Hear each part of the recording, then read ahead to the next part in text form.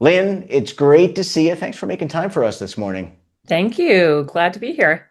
Artificial intelligence, chat GPT, a lot of people are accessing these artificial intelligence tools and seeking personal finance advice. I want to get your reaction to the why people are doing that.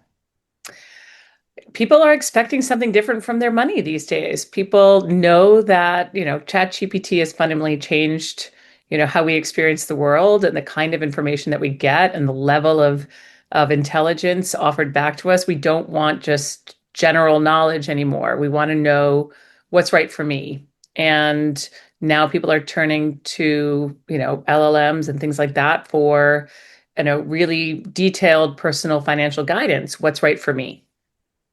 So I think some of the questions have been, can I afford this? Am I saving enough? But let me ask you, because I just did a show recently on social media finfluencers. Are people getting the right answers from these tools? Certainly you're getting answers and education. You're getting, is it more than you would have gotten, from a webinar or from a TikTok video? Probably, right? It's able to search farther, deeper, and put more information together. Is it able to really answer what's right for me though? Probably not, right? You have to really upload all your financial statements, all your benefits, your 401k. You've got to put your entire financial picture together for somebody to really help you understand what's right for me. So take it with a grain of salt. You've got some knowledge and some good content and education in front of you, but it's not really going to help you understand or answer the question, what's right for me? And I'm not sure that I would put all my financial information into ChatGPT, into anything that's sort of open source LLM out there. I would be a little wary of doing that. That's a really good point. And I want to cover that in a few minutes. But let me ask you, in your estimation, so people are accessing these tools. They clearly are yearning for factual information. In your estimation, what's missing from the experience? Yeah, I think, really getting into the detail in somebody's life, right? There's probably still a role for a, financial advisor and certainly a single family office that knows, all the components and all the details of a very wealthy person's life. For those of us who are not so lucky to have that, we're trying to get that from ChatGPT, but without all the nuance and all the details, adding in also what are my goals, adding in, what are all my, do I have an HSA? Am I on the high deductible plan? All of these pieces are part of your financial picture. And, if you're not putting all that together, then you're not getting a full picture, you're not getting a real answer, what's right for me. So it sounds like, and this is a common theme here in the retirement industry, personalization. It sounds like you used the word "what's right for me," meaning you, Yeah. but we're different. I mean, Lynn is different than Jeff. Jeff is different than Jody, my wife. We all have needs. That personalization is really important. I mean, Lynn is different from Lynn 10 years ago, too, by the way. True, true. And so Jeff is Pre-children, very different. pre-mortgage, all of that Yeah. stuff.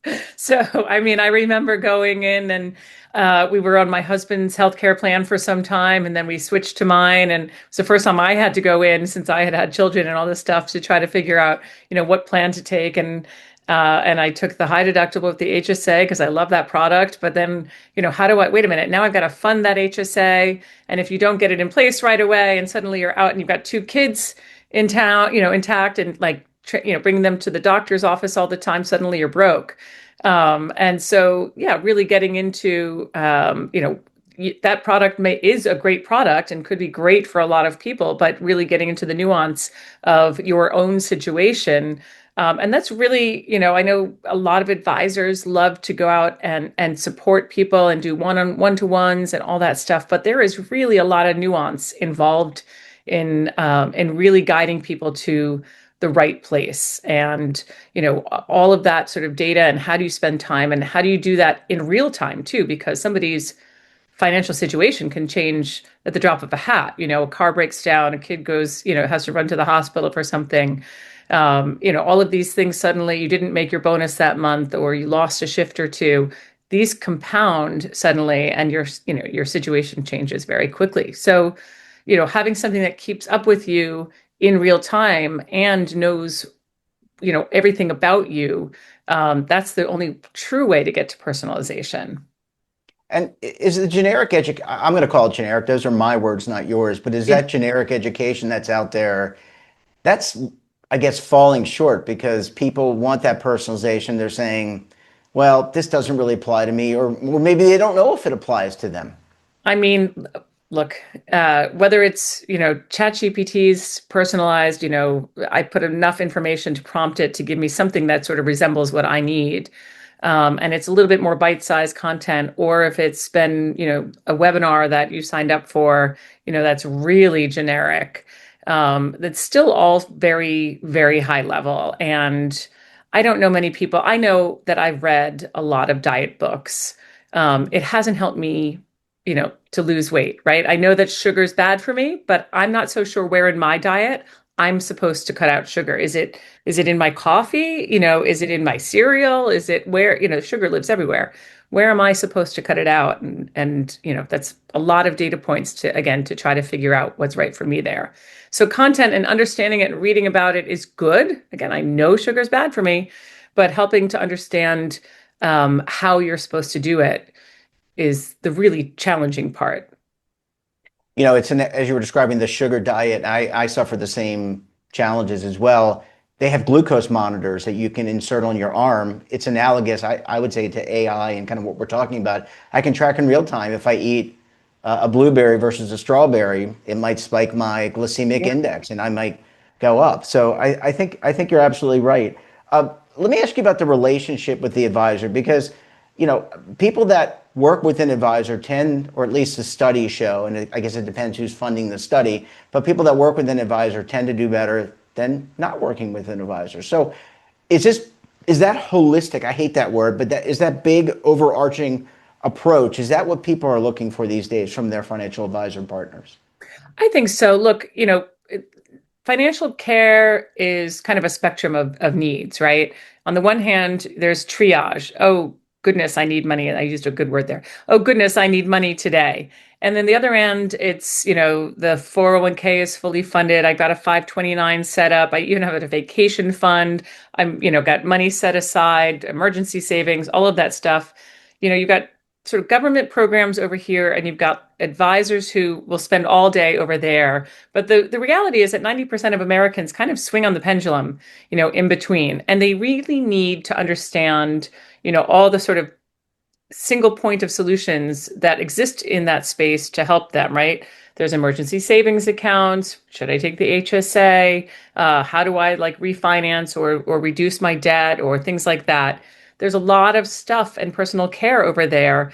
And, I commend the advisor who wants to take care of everybody across that entire spectrum, but it's really hard to do.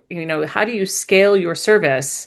Especially if you're, retirement advisor with, 100,000 plan participants and, 10 people in your office, how are you going to scale your service to meet all the needs? But you really probably should.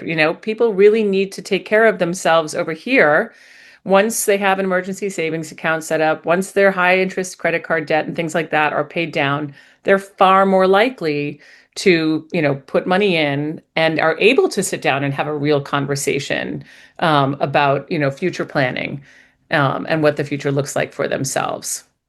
One of the challenges of being an advisor, in addition to being in person with everybody, it just even with virtual meetings, it's really hard to do that. But you're vulnerable. You're vulnerable to somebody coming in, another advisor coming in and taking your business. But artificial intelligence, what we're talking about this morning, I don't think you see it as a threat. I think you see this as a tool to support the existing relationship. But I don't want to misspeak. Am I No, correct that's in what I'm exactly saying? right. That's exactly right. So all of that stuff sitting over here, you've got an umbrella of care.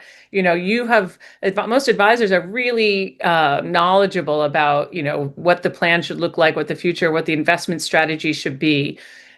So how do you scale across, your knowledge and how do you extend your knowledge base? You have to create a program where you have to include AI in that, and you have to make sure that, you bring in a program that can, scale that sort of knowledge base and support and create that hyper personalized coaching and guidance for your, all your clients.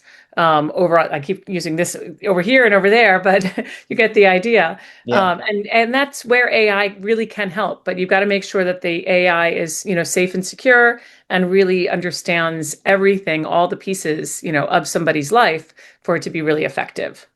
Yeah, you should not. This is my PSA. You should not overlook that privacy component because in today's world, our data is Oh, constantly under threat, right? I mean, it is. I yes. mean, I just read a study this morning or something from the FBI that our seniors are probably our most vulnerable population. Why? Because they have so much money, the great wealth transfer. So Right. all this stuff is so incredibly important. Let's talk about the full financial care program.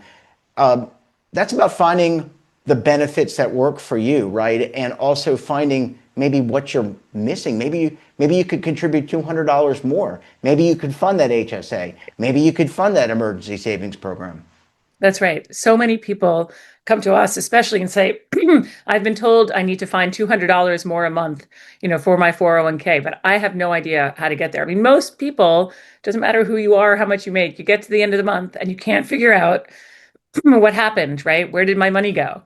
And so helping people find and free up again, that AI can be a really valuable tool for that. Once it understands everything about you, and can predict, your cash flow and all of those other things, it can say to you, hey, if you adjust your budget in this way, we hate using that word, your spending plan, in this way, we can find you, 200, 300, $400 every month to put into whatever the goal may be, right? For so many of us, it is the 401k and long-term planning, but it may be saving for college or a down payment on a home or a trip to Japan, let's say. But helping people find that little bit of money every month is always a challenge for most of us. But you really need the right tool. Again, it's got to be reactive, with you in real time, adjusting, making sure that it helps you stay on track. If you're walking into the restaurant and you are hitting, getting to the end of that dining out budget, let's not go over. So let's just, send you a little notification that says, hey, Jeffrey, you've got $80 left on your dining out budget. Let's be careful. Otherwise, you won't have that $200 to put into your 401k this month. So it really is a value add for lack of, I hate generic business school terms, but it's really a value add for these advisors, and they need to do their due diligence, not only in the due diligence on the investments that they advise their clients, but they probably need to look at these tools in greater detail, I would imagine. For sure. Yes. I mean, make sure that it's safe, secure, SOC 2 certified, all those things. I also think for these guys, for most advisors, and correct me if I'm wrong, but this is what I hear all day long is, I need this now to go out and either win new business or support the business that I have. Plan sponsors are coming to me and saying, but how are you supporting the rest? It's not enough just to come with a plan. You need a Yeah. program. So how are you going to help these folks contribute to the plan, right? How are you going to get them in better financial shape? And so that coming with a whole program is pretty much table stakes these days. And not just, again, back to our thing, not just content and education, because it just doesn't work. More and more plans participants, plan sponsors are expecting, get this, real results, not just content and education. It's got to do more than that. And you're absolutely right. You have to do your due diligence, make sure that it is, really SOC 2 certified is a great way to ensure you've got, the right partner with you, for that. Well, when I first got into the retirement plan advisor world, the big RFP question was how many CFA charter holders did you have, right, in your research team? Now, I think that, and that was the question for so many years, and that's how you were Right. judged. Now it's what tools do you use in order to help advance the cause of the plan, help move the needle economically and financially. So I tend to agree with you. Lynn, we're going to have to leave it there, but look, I Great. suspect we'll be talking again. Thanks for joining us, and we look forward to having you back again very soon. It's been a pleasure. Thanks. Well, thanks for watching, and don't forget, we're back again tomorrow morning